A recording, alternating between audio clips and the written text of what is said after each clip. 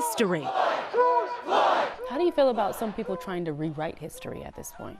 I think it's dangerous.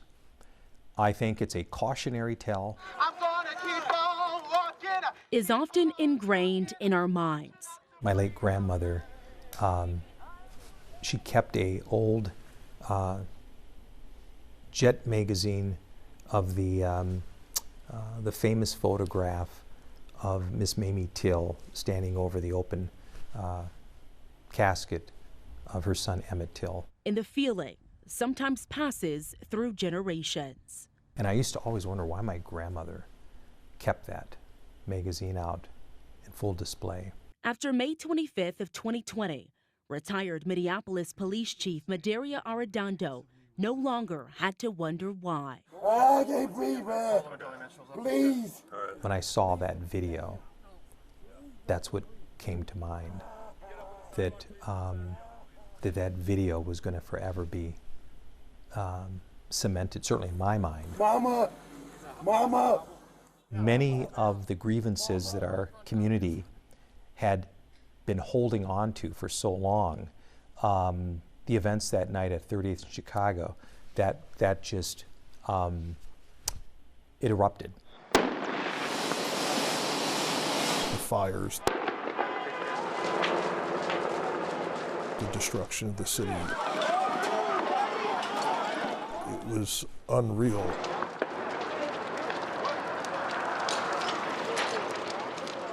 I had one goal, and that was no more funerals.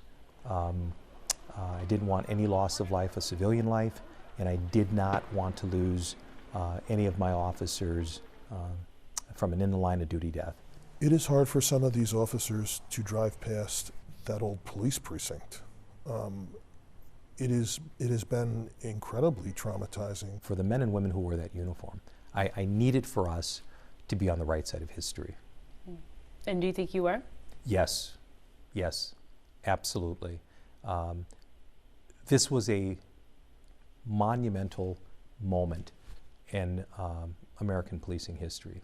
Chief Ryan O'Hara. Certainly, I never thought I would be here at that time. Took over the Minneapolis Police Department in 2022 after Chief Arredondo retired. It was very, very heavy. I have felt like it is the most significant, most important thing that I will ever do in my life. Do you feel a lot of pressure at all?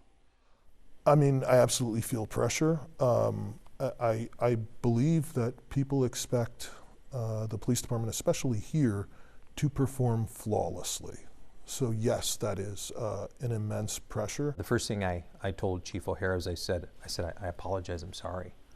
And he leaned in and he said, Rondo, why are you apologizing? I said, because inevitably, in a few days, you're gonna go home to your significant other and cuss me out to no end because of all the things you've had to inherit from me.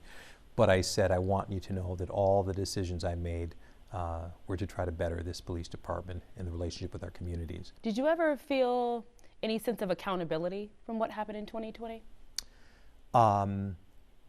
My accountability is doing all I can to make sure I'm bringing on people with character. It's important for you and your partner to go home at the end of your shift, but it's also equally important for our community members to go home.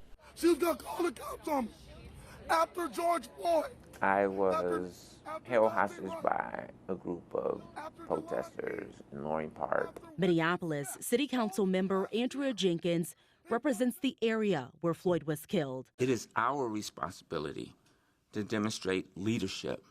A voice stuck in the middle as the city struggled to reopen and rebuild the area now known as George Floyd Square. We were gonna have a peaceful protest outside your house. In my car, I was not allowed to move my vehicle for almost 2 hours. Were they saying anything? Yeah, leave George Floyd Square alone. And I heard reports from neighbors, everything from their being forced to give bribes in order just to get out of their driveways, to get their cars down the alley, to get to work. During and after the unrest, crime skyrocketed.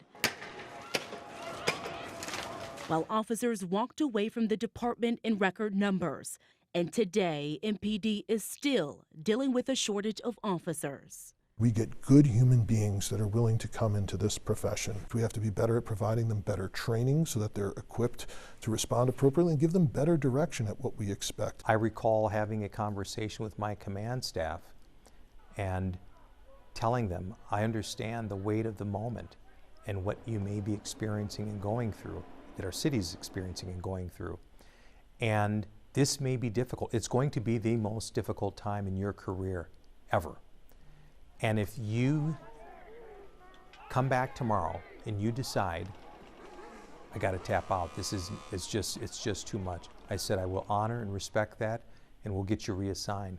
But I said, in order for us to move forward, I need everyone on board.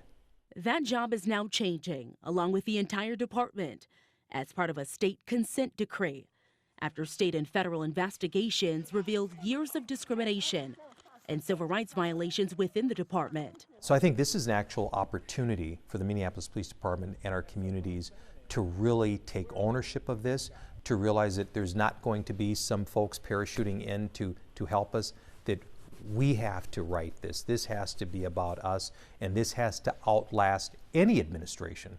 And so I look at it as an opportunity. There's obviously systemic problems here. It's not just in the police department, it's in the society, it's in the city government.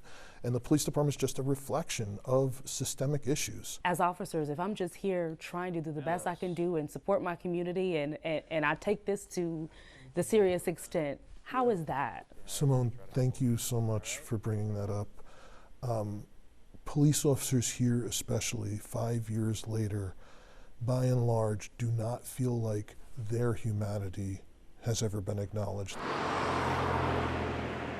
But there is also a growing resistance from those who won't acknowledge what happened here on 38th in Chicago 5 years ago. I'm very cautious about what we're seeing in the world today about this revisionist history. Everyone saw that video and everyone knew what they saw. It was gut-wrenching. It does go way too far to try and suggest that our eyes were lying to us. Reporting in Minneapolis, Simone Woolridge, Fox 9.